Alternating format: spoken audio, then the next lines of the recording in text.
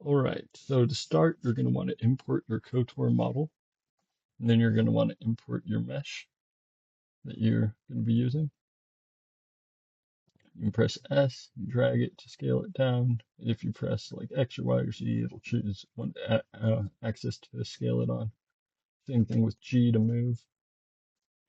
There, I pressed the Y axis, move it back. You're going to want to select the skeleton and go to pose mode. Go in where the bones are and expand it out to select like the arm, say, if that's where you want to move. You press R and drag, you can rotate.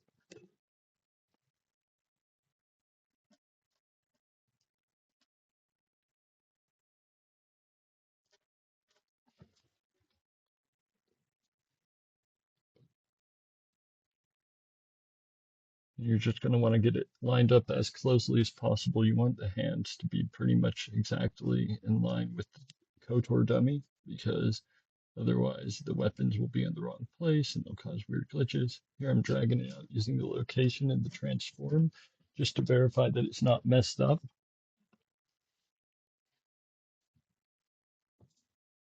And then if you just press or type 0 and press enter, it will snap back to its original location. And I'm scaling it out a little more. Now we're in object mode, not pose mode, in the upper left corner.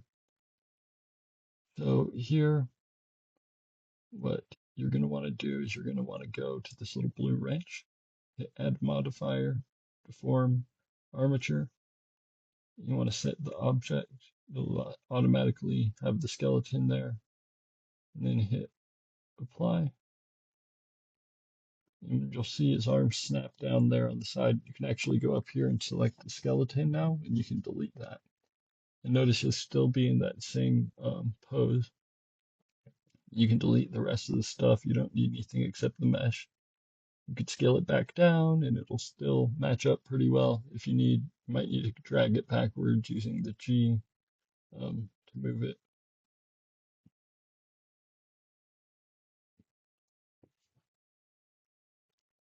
And now you're going to want to parent it to the actual MDL. You're going to want to change the KOTOR model node type to skin mesh. That's really important. You're going to want to remove those old vertices from the old skeleton because they're not linking to anything. You're going to want to add new vertices that have the same exact name as the KOTOR model, because this is what's going to dictate the animations and make sure that your mesh will actually appear in game and not be invisible.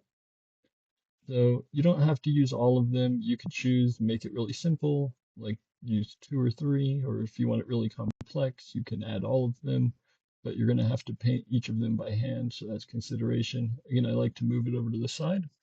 Change to weight paint mode in the upper left, and then just get to painting. So if you want to select the vertice group in the right now I have torso selected.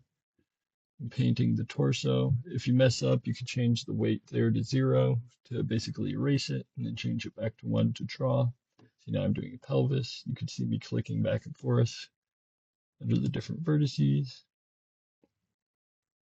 And this is the most time consuming thing. Make sure to save also, because this can make your Blender instance crash. Thankfully, auto-saved, so it was no worries, but it does not always. You're going to want to make sure no blue is left on your mesh at the end of this process, because if there's anything that's blue, that means it's not going to render in game, and that part of your mesh is actually going to be invisible. So it's really important.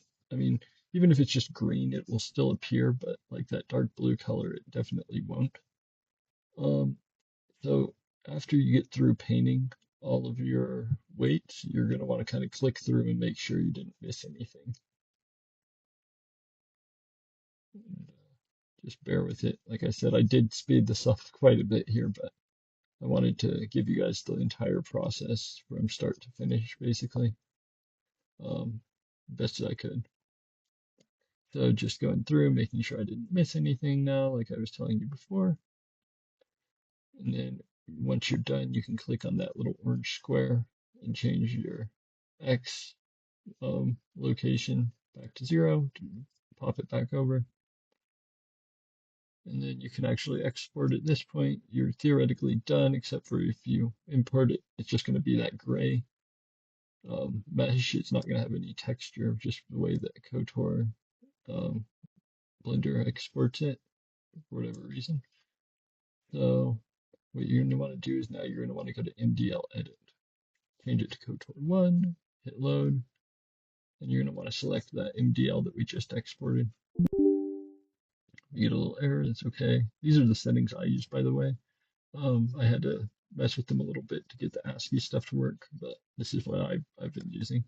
And what you're going to want to do is now you're going to save that as an ASCII. And wherever you save it, just know that you're going to want to have the supermodel that it uses. So this uses smail02. So I have smail02.mdl in the folder that I just exported the ASCII to. That's just so when you go to recompile it, it knows what you're referencing. Now you want to hit Control F in the ASCII file, search for your mesh, and scroll down to where it says bitmap. Change it from null to whatever the name of your TGA file that you're using for the texture, minus the file extension. So then you're going to want to go back to MDL. Like I said, make sure that you've got that supermodel in the same folder as where this ASCII is. Yeah, I even made a, a note when I was screen recording, because it's, if not, it's going to throw an error to you and it's not going to work right. Now you want to import that ASCII back in to MDLedit. You'd scroll down, and now if you select your mesh, it'll show you the texture is correct, or it'll say whatever you want it to be. And so now you're going to want to save it as binary because that's going to put it back to the MDL. And it doesn't really matter where you save. You could export it straight into your override at that point if you wanted. I did have to make a couple more edits because I forgot to do some stuff, so that's why I put it back into Blender. What I'm doing here is the Yoda model I used. It's kind of funky. The eyes and eyelids, for some reason, are part of the main mesh, and they actually will render in-game, even with everything else deleted. And I don't want random eyeballs popping out of my Ewok during animations. So, oh, here I was just showing you that the reason I named it C_Java is just because that's what the TGA was named at that time. I think in the final release, I actually renamed it to in_Ewok TGA, and that seemed to work. So just one less thing to deal with. But now I'm just going in, like I said, deleting those eyeballs and eyelids from the Yoda thing so that they're not rendering in the final game.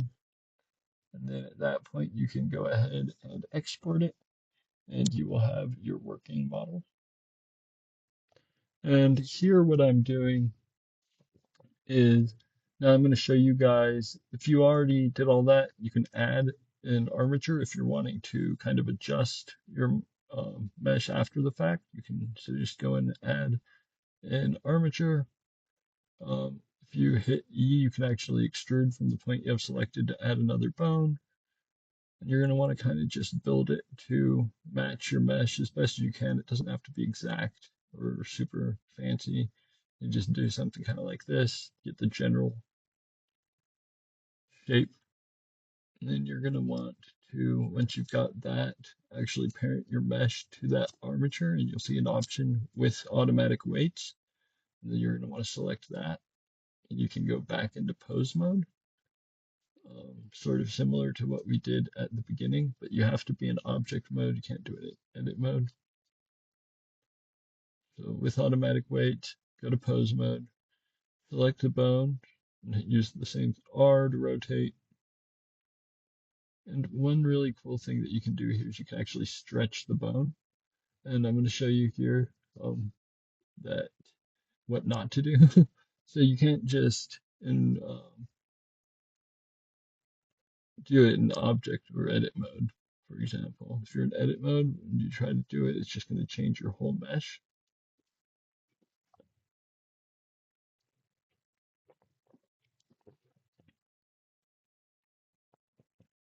and it's going to kind of just not do what you want it to do.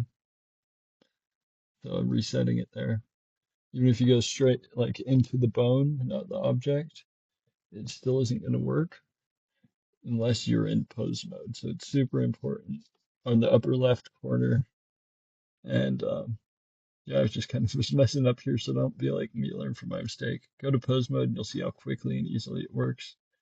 You don't have to do anything except for click that bone and then you can stretch it out.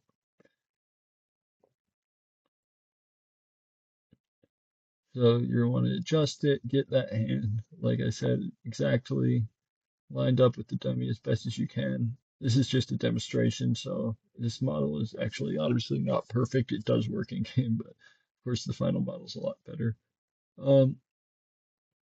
But just get it kind of as close as you want and do the same thing that we did before. Apply that armature. You can delete the bones, reparent it, keep transform, reparent it to the model, delete the bones. It won't export unless you remove the bone vertices. You'll see here. See, it says bone 01, so you need to go back to the vertices, remove those new bones, but keep your original vertices there. You're going to want to export at that point, and that's how you edit it kind of after you've already made it without having to start from scratch. I'm going to show you also really quickly how to drag the hand hooks. You don't want to move the hand hooks very far, but this will edit kind of where the weapon spawns in game. If you move them more than a little bit, it causes a lot of weird glitches and bugs, but if you move them just a little, it can kind of get the weapons to line up with where you want them to be in game, which can be really helpful. And that's basically it. I'm going to go ahead and insert some gameplay so that you can see how that looks. One other thing to note is that if you wanted to add vertices after the fact, like say you wanted to go in and animate the mouth, you could animate all of those mouth vertices, but by just adding more vertex groups. But you're going to want to redo all your weight painting because otherwise, when you go in game, it's going to render with distortion and everything's going to be stretched out really weird. So you have to go in and redo all of your weight paints if you make any edits to that. And then here's some gameplay footage, so enjoy. And thanks for watching.